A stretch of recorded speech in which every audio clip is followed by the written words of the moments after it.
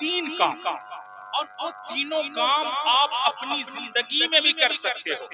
ایک تو آپ کے رشتہ دار چلے گئے، آپ کرو گے ان کو فائدہ ملے گا، لیکن ایک آپ اپنے لیے بھی کرتے جاؤ تاکہ آپ کے دل کو اطمینان ہو، آپ کو ٹینشن نہ ہو. جس وقت موت سامنے آ کر کھڑی ہو آپ کو گھبراہٹ نہ ہو کہ میرا کیا بنے گا، بلکہ آپ کو اس وقت خوشی ہو. یہی تو موت تھی، یہی موت رکاوٹ بنی ہوئی تھی، یہی موت ہمارے لیے رکاوٹ بنی ہوئی تھی. کس چیز کے لیے؟ آپ کو خوشی ہو. اسی موت کے بعد تو پیارے آقا کے چہرے کا دیدار کرنا ہے، پیارے آقا کی زیارت کرنی ہے.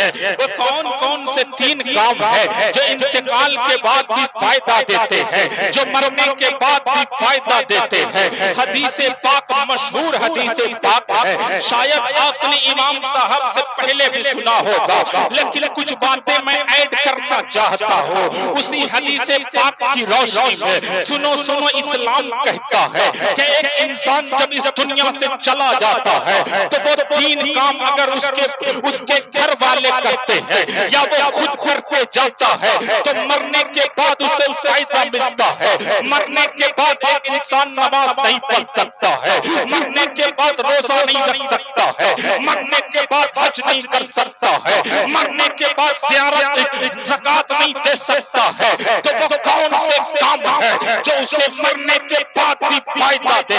حدیث پاک کے الفاظ کہتے ہیں کہ ایک انسان جس نے اپنی زندگی میں صدقہ خیرات کیا ہو، جس نے اپنی زندگی میں صدقہ جاریہ کیا ہو، یا اس کے گھر والے اس کے نام پر صدقہ کرتے ہیں، تو اس صدقے کا ثواب اللہ تعالیٰ اسے ہمیشہ دیتا رہتا ہے. جب تک اس کے نام پر صدقہ کیا جاتا ہے یا کوئی ایسی چیز اس نے صدقہ کر دیا، مثال کے طور پر اگر اس نے مسجد میں ایک اینٹ لگا دی جسے آپ ہمیشہ سنتے آ رہے ہوگے، تو جب تک وہ اینٹ مسجد میں لگی رہے گی تب تک اس انسان کو ثواب ملتا رہے گا. وہ قبر میں ہے اسے آرام ملتا رہے گا. مثال کے طور پر جناب ہارون صاحب نے یا ان کے بھائی عارف صاحب نے اپنے باپ والد مرحوم عبدالقیوم صاحب کے نام پر مسجد میں دو اینٹ لگا دی، تو جب تک وہ دو اینٹ موجود رہے گی تب تک ان کے والد کو ثواب ملتا رہے گا. آپ میں سے بھی کوئی اگر اپنے ماں باپ کا انتقال کر چکے ہیں یا کوئی بھی انتقال کر چکا ہے، ان کے نام پر صدقہ کرتے ہو تو ان کو ان کا ثواب ملتا رہے گا. اب یہیں پر رک کر کچھ باتیں اور شامل کرنا چاہتا ہوں. ہم لوگ یہ سمجھتے ہیں کہ صرف پیسہ لٹانا صدقہ ہے، صرف کچھ خرچ کرنا پیسہ کچھ خرچ کرنا ہی صدقہ ہے. نہیں نہیں، اگر آپ کے پاس دولت نہیں ہے، اگر آپ کے پاس پیسہ نہیں ہے تو صدقے کے اور بھی بہت سے راستے ہیں. سنو سنو، اسلام کہتا ہے تم راستے میں چل رہے ہو اور اگر راستے میں کوئی کانٹا مل جاتا ہے، تم نے اس نیت سے اس کانٹے کو ہٹا دیا کہ میرے کسی اسلامی بھائی کو تکلیف نہ پہنچے، یہ بھی اللہ کی راہ میں صدقہ ہے. مذہب اسلام اس کو بھی صدقہ کہتا ہے. تم راستہ چل رہے تھے، اچانک دیکھا ایک پتھر سامنے آ گیا ہے، تم نے اس نیت سے ہٹا دیا کہ اس پتھر کو ہٹا دو کہیں میرا بھائی آئے اسے تکلیف نہ پہنچے. سنو، یہ بھی صدقہ ہے، یہ بھی صدقے کا ایک دوسرا نام ہے، یہ بھی صدقے کا ایک طریقہ ہے. سنو سنو، یہاں تک کہ اسلام کہتا ہے ایک انسان غمگین ہے، ایک انسان ٹوٹا ہوا ہے، ایک انسان پریشان ہے، لیکن تم اپنی باتوں کے ذریعے اس کے چہرے پر مسکان لا دیتے ہو، یہ بھی اللہ کی راہ میں صدقہ ہے. سنو سنو، آخری بات میں آپ کو بتا رہا ہوں. اگر کوئی انسان ہے جو دھوپ کی کڑکتی چلچلاتی دھوپ میں پیدل چل رہا ہے، اس کے پاس سواری نہیں ہے، اس کے پاس خود کی گاڑی نہیں ہے، اس کے پاس اتنا پیسہ نہیں ہے کہ وہ خود کی سواری بنا سکے، تو سنو سنو، اسلام کہتا ہے کہ تم نے اس کی مدد کی. اگر تم گاڑی سے جا رہے ہو، تم بائک سے جا رہے ہو، اس انسان جو اپنے سر پر بیگ رکھے ہوا ہے، جو اپنے سر پر بھاری موٹی رکھے ہوا ہے، آپ نے اسے اپنے ساتھ بٹھا اسے منزل مقصود تک پہنچا دیا. یہ بھی ایک صدقہ ہے. اور یاد رکھو ہو سکتا ہے وہ اپنی زبان سے دعا نہ دے لیکن میرا ایمان کہتا ہے, میرا یقین کہتا ہے کہ اس کا دل ضرور تمہیں دعا دے گا. اس کا دل ضرور.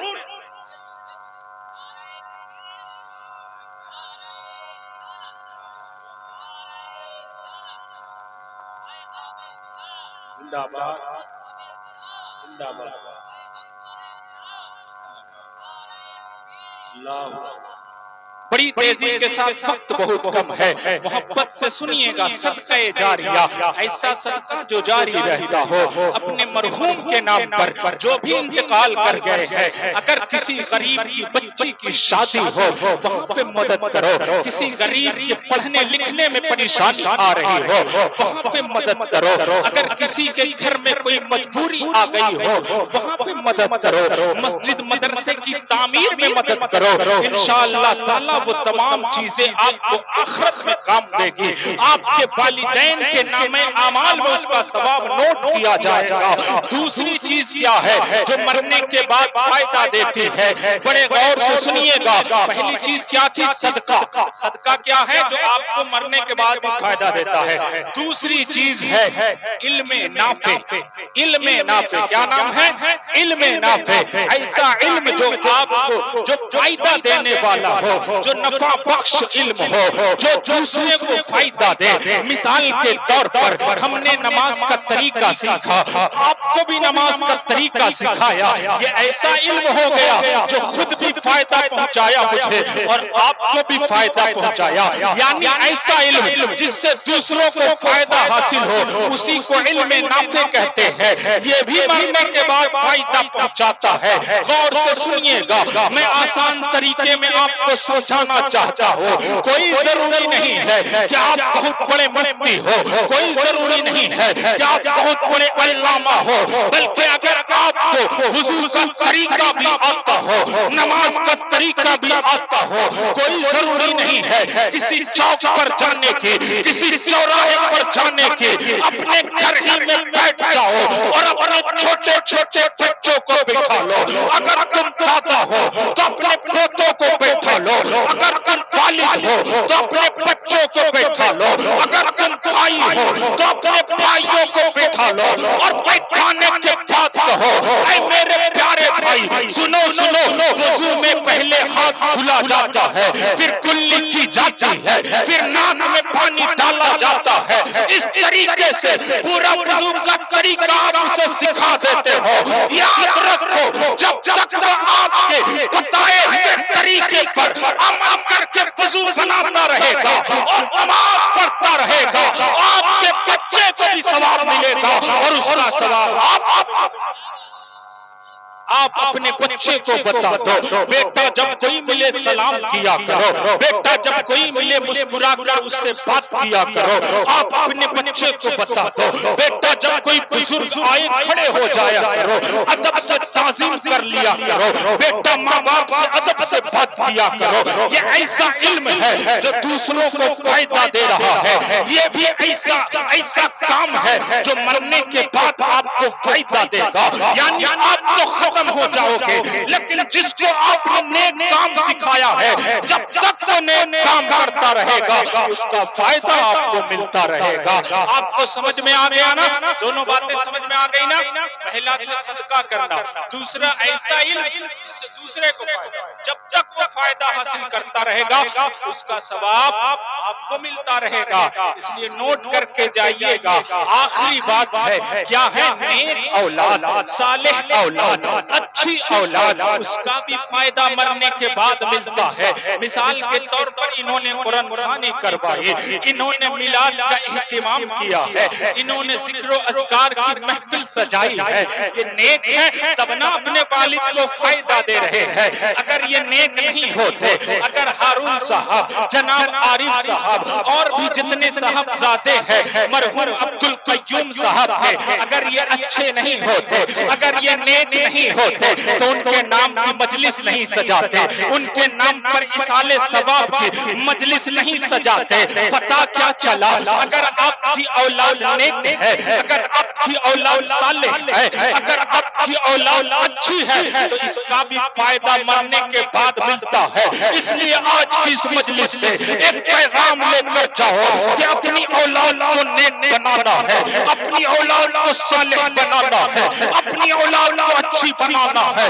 بڑے افسوس کے ساتھ آج کہنا پڑتا ہے کہ ہمارا بچہ جسے اپنا آئیڈیل محمد رسول اللہ کو ماننا چاہیے تھا، جسے اپنا رول ماڈل پیارے نبی کو بنانا چاہیے تھا، آج ہمارا بچہ کس کی کاپی کرتا ہے؟ کسی سلمان کی کاپی کرتا ہے، کوئی شاہ رخ خان کی کاپی کرتا ہے، کوئی وراٹ کوہلی کی کاپی کرتا ہے، کوئی دھونی کی کاپی کرتا ہے۔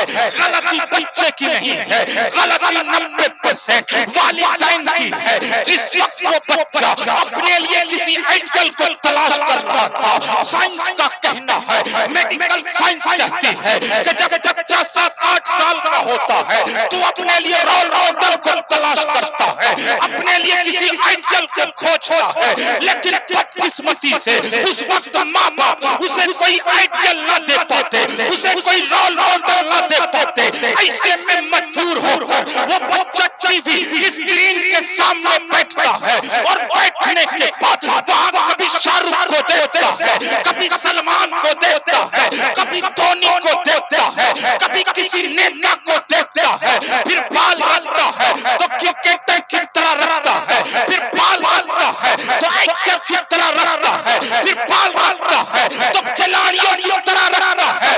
کاش ہم نے اپنے بچوں کو سکھا دیا ہوتا کہ بال رکھنا ہے تو دنیا دار کی طرح نہیں، احمد مختار کی طرح رکھ، کھانا کھانے کا طریقہ پیارے نبی سے سیکھ، مسکرانے کا طریقہ ہمارے نبی سے سیکھ، بات کرنے کا انداز پیارے نبی سے سیکھ، بولنے کا انداز ہمارے نبی سے سیکھ۔ اپنے بچوں کو آج اس مجلس سے پیغام لے کر جاؤ کہ کسی دنیا دار کے طریقے پر نہیں چلانا ہے، بلکہ احمد مختار کے طریقے پر چلانا ہے، کیونکہ دنیا دار نہیں بلکہ پروردگار کہہ رہا ہے کہ دنیا کا سب سے بہترین انسان کوئی ہے جس کے طریقے پر عمل کر کے اپنی دنیا کو سنوارا جا سکتا ہے، وہ کوئی اور نہیں ہے، میرا نبی ہے۔ قرآن پکار کر کہتا ہے لقد کان لکم فی رسول اللہ اسوۃ حسنہ، دنیا میں جس کی پیروی کر کے تم کامیاب ہو سکتے ہو وہ کوئی اور نہیں ہے، میرے نبی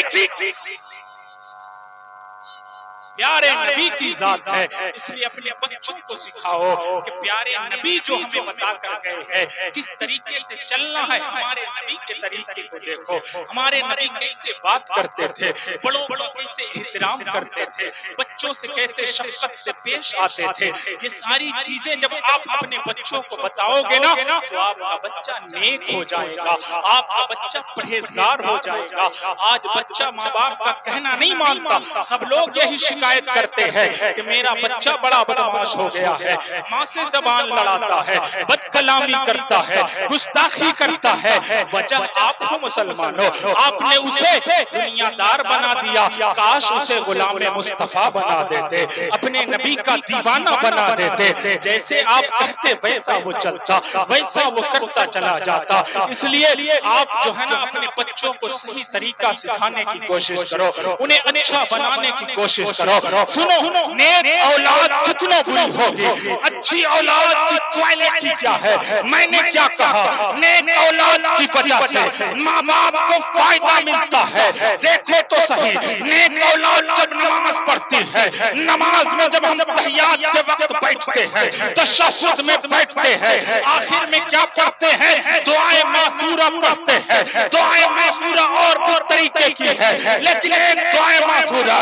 اس طریقے سے بھی ہے، اللہم اغفر لی ولوالدیّ ولمن تولدہ۔ اس کا معنی کیا ہوتا ہے؟ اس کا ترجمہ کیا ہوتا ہے؟ اس کا ٹرانسلیٹ کیا ہوتا ہے؟ تو سبھی مترجم یہی کہتے ہیں کہ اس کا ترجمہ یہ ہوتا ہے کہ اے اللہ تو میرے گناہوں کو بھی معاف فرما دے، میرے ماں باپ کے گناہوں کو بھی معاف فرما دے۔ ارے میرا ایمان کہتا ہے، میرا یقین کہتا ہے کہ جب ایک بیٹا نماز کی حالت میں اپنے پروردگار سے یہ دعا کرے گا کہ اے اللہ میرے ماں باپ کے गुनाहों को माफ कर दे। मेरा ईमान कहता है हो सकता है ज़ोहर में माफ ना हो सकता असर में माफ ना हो सकता मगरिब में माफ ना हो सकता इशा में माफ ना हो, लेकिन फजर का वक्त होगा, सुहानी सुहानी सुबह होगी, भीनी भीनी हवा होगी, बेटा पढ़ रहा होगा अल्लाहुम्मा अग़फ़िरली वले माले तज्जा, परवरदिगार मेरे माँ बाप के गुनाहों को बख्श दे, परवरदिगार की रहमत को जो आ जाएगा और उस बेटे की दुआ को रब कबूल फरमाएगा। माँ बाप के गुनाहों को माँ बाप के गुनाहों को माफ फरमा देगा। बस आखिरी बात सुने, आप तेजी के साथ सुनना चाहते हैं ना? एक मर्तबा सुभान अल्लाह कहते हैं।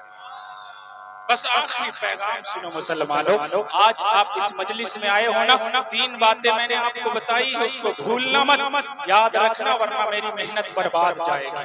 पहला 2 ही रुपया सही, नौजवानों जुमा में जाते हो, 5 का सिक्का डालते हो और इधर उधर देखते हो, नहीं, वो आपका बैंक है। कौन सा बैंक है?